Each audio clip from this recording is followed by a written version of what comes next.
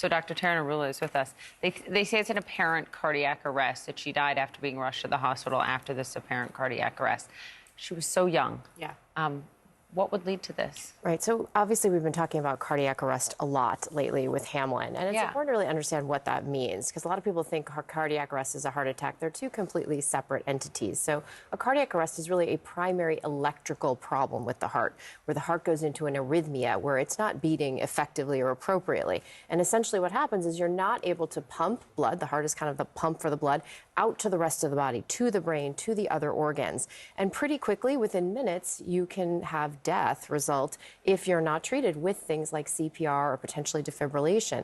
And we talked about the other day, 350,000 out-of-hospital cardiac arrests a year.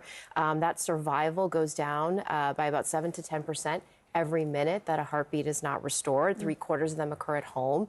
But this really is, it's another sad, tragic event. And unfortunately, 50% of the time, the first manifestation of heart disease is a sudden cardiac arrest. So people may not know they have risk factors. She had been getting medical attention, her family said. Do we know anything else about, the fact that she was on the red carpet just 2 days before this happened, I think would shock a lot of people. And that's unfortunately how cardiac arrest and cardiac disease work sometimes. People can look completely fine until they have a heart attack or stroke or cardiac arrest. And really, what we know about cardiac arrest is that 70% of it is really due to some underlying structural heart disease, or most of it is due to underlying structural heart disease. Most of the time it's coronary heart disease, which is blockages in the coronary arteries, but many times it can be a problem with the heart muscle, where the heart muscle is scarred or there's failure of the heart muscle. But then sometimes, in about 10% of the cases, it can be a primary genetic electrical problem you may have been born with that you weren't even aware of. And then there's things like recreational drug use or certain medications that can trigger it.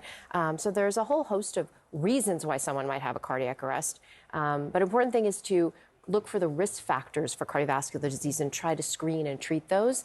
The same risk factors for cardiac arrest are the same ones that we talk about for things like heart attacks. So high blood pressure, high cholesterol, diabetes, exercise, smoking, all of that.